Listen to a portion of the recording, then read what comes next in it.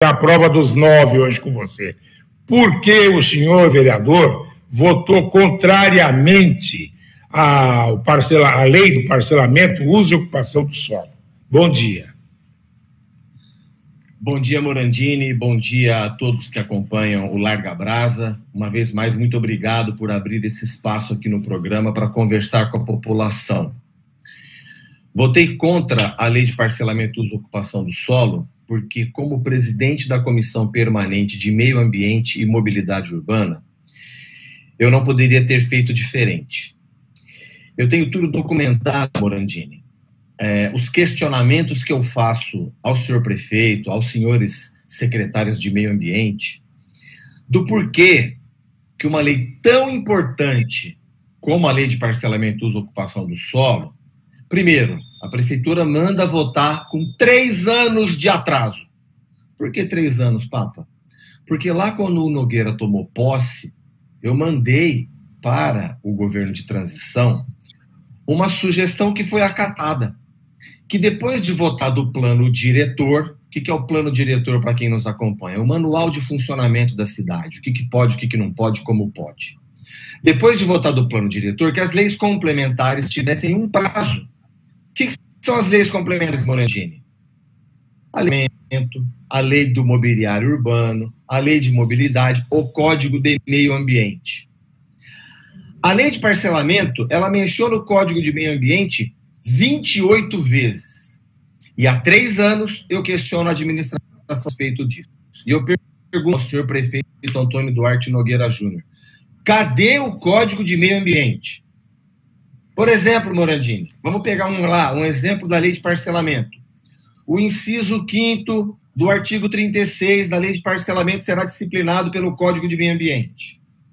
O inciso 9º dos colarinhos da nona será disciplinado pelo Código do Meio Ambiente. Cadê o Código de Meio Ambiente? O Nogueira está indo para o último ano de governo. Então, os vereadores, na questão ambiental, votaram às cegas, né? Como presidente da Comissão de Desenvolvimento Econômico, dei parecer favorável. Ué, não é um paradoxo? Não, porque sob o ponto de vista do desenvolvimento econômico, por exemplo, uma situação aqui do Sumaré, Alto da Boa Vista, Jardim São Luís. A pessoa quer abrir uma clínica de yoga, uma clínica de pilates e não pode. Ah, mas não vai fazer barulho? Ah, não pode porque você é CNPJ, responde a prefeitura. Então precisava resolver isso. Agora, sobre a questão ambiental, inventaram uma tal de recarga do aquífero, inventaram com uma tabela. Aí eu perguntei para a administração, quem é o técnico que assina essa invenção dessa tabela? Há 3 anos não vem resposta, Morandinho. Então, eu precisava dizer para a minha cidade que, sob o ponto de vista ambiental, pesa sobre os ombros do prefeito agora uma responsabilidade tremenda de não falhar em nenhum ponto esses 28 pontos que a questão ambiental está no escuro.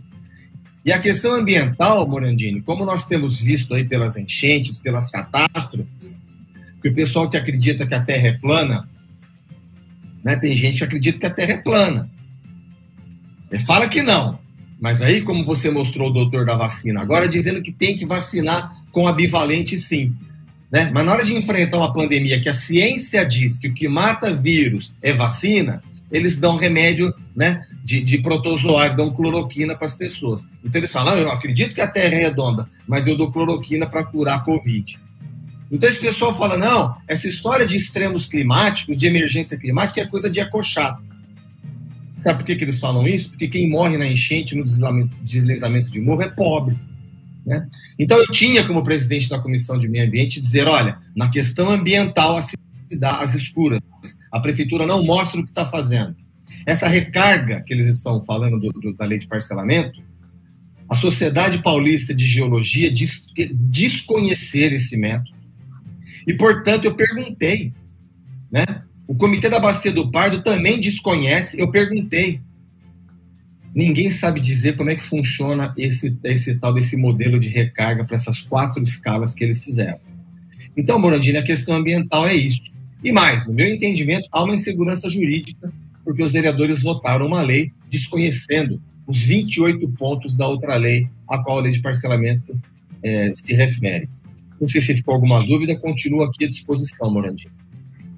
Não, tenho sim. Em primeiro lugar, não sei se existe isso ainda, mas eu acompanhei, lá para 1900, ela vai bolinha, 68, 69, sei, o trabalho de engenheiros israelenses que vieram aqui fazer o levantamento dessas áreas de recarga, certo?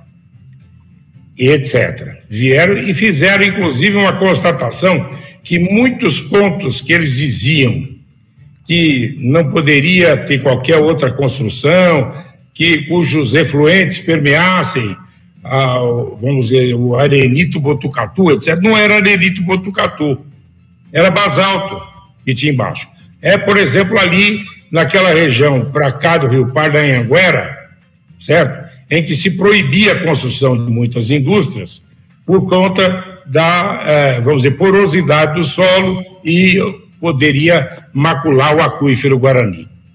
Também outra área, a área que era antigamente constituída para se proceder à industrialização, ali na Alexandre Balbo, tanto é que veio o pool petrolífero para ali, nunca teve problema, havia uma área da Copersucar ali também, e que depois mudaram a destinação, porque falaram que era recarga. Não é. Ali também é basalto, que impermeabiliza a parte da... Enquanto isso, a área central, nós temos um rebaixamento de quase 70 metros, segundo o DAERP afirma. Certo? 120. E nós preocupados. 120? Não já sei. Está em 120 a sonda. E quem é que mediu? O próprio DAERP, a sonda. Por isso que está proibido. Por isso que está proibido ter furapoço na região central, porque a sonda já alcança 120 metros para retirar água. O aquífero Guarani, ele pega uma faixa grande do estado de São Paulo, estado do Brasil, né? E chega até Barretos e chega até Olímpia. Só que em Barretos estão fazendo um grande evento, um grande centro esportivo para atrair turista e cuja água do aquífero é jogada fora sem reutilização, da mesma forma que em Olímpia, aquele macro empreendimento que é turístico e que joga a água do aquífero dia e noite para fora. Eles nem cuidam de fazer tratamento da piscina porque é a água do aquífero. Aqui em Ribeirão Preto mesmo nós temos uma grande indústria de refrigerante que se utiliza da água do aquífero para engarrafar a água do aquífero como se fosse água mineral e vende por aí tudo.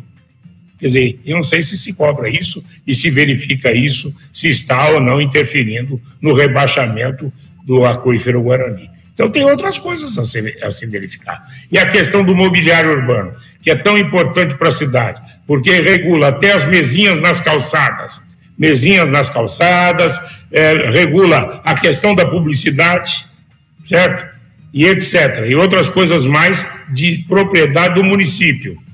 Fizeram uma lei extemporânea, fizeram com que comerciantes gastassem um dinheiro que foi um furo n'água, certo? E hoje estão tentando voltaram com a lei, mas aí vão ter depois que refazer, porque aí os estudos irão proporcionar uma visibilidade e adequação e projeto do futuro da cidade na questão da comunicação.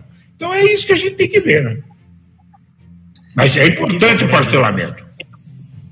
É super importante, é importantíssimo.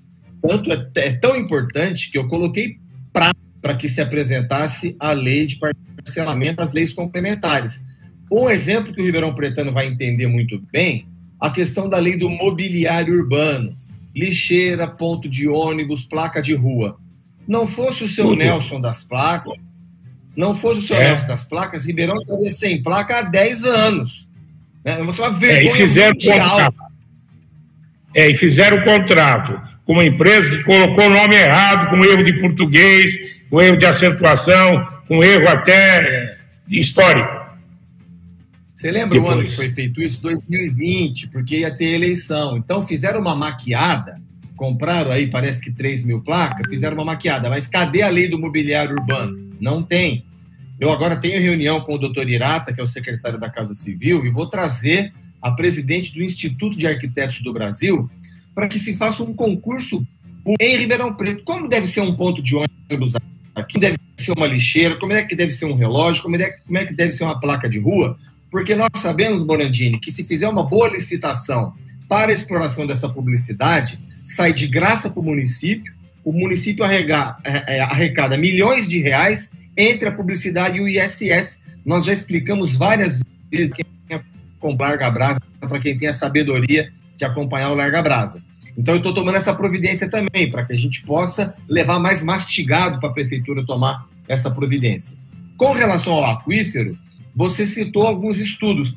Eu pedi os estudos, por escrito. Eu estou insistindo há 3 anos. Onde estão os estudos que vocês estão se baseando? Me mostra, me prova, para eu mostrar isso para a população, seja na Comissão de Meio Ambiente, seja na Comissão de Transparência. Mas a prefeitura mostrar. Sabe Deus ou o diabo por quê? A prefeitura se nega a mostrar, Morandinho. Então, eu, de novo, como presidente da Comissão Permanente de Desenvolvimento Econômico, dei parecer favorável para que esse inferno que acontece aqui na vida de quem quer empreender, uma clínica aqui no Sumaré, Alto da Boa Vista, né? O Alto da Boa Vista teve pedaço que começou a ficar uma cidade deserta. Porque o milionário, a pessoa que tem dinheiro, desculpa, não precisa ser milionário, a pessoa que tem posse, ela compra uma casa para fora do anel viário num grande condomínio e a cidade aqui vai ficando abandonada. Pode fazer prédio? Não pode fazer prédio? Por que 3 anos de atraso para mandar essa lei? Né? E ainda faltando documento, não mostra quem fez o estudo, esconde documento da população, esconde documento do vereador, esconde documento do presidente da Comissão de Meio Ambiente. Ó, né? Então precisa, perfeito, assim, dá para fazer, dá para essa administração fazer bem melhor. Coloque nas leis de vocês aí a questão de uma escada Magiros que atinja os edifícios altos. Nós não temos. A nossa escada atinge a 4 andares no máximo, tá? Falou? Sim, Morandini. Só para deixar de... problema. Muito obrigado, Papa. O importante é alguém do bombeiro, viu, Morandini? Porque eu já conversei isso com o Major Leal, agora Coronel Leal, e ele me disse que o padrão de construção não necessita mais de escada Magiros, mas as construções antigas podem requerer. Seria importante trazer o capitão Rissato, que entende isso, o Coronel Leal, para falar desse assunto aqui, porque eles dominam... Tem que verificar a questão do Código de Obras, quais as obras que você precisa fazer nos prédios, se foram feitas. Tá? Bom, obrigado, Papa. Eu perdi a oportunidade de vereador Renato Zuccolotto pelo excelente trabalho que ele fez dentro das possibilidades nessa lei de parcelamento. Muito obrigado. Um abraço para você. Obrigado, mano.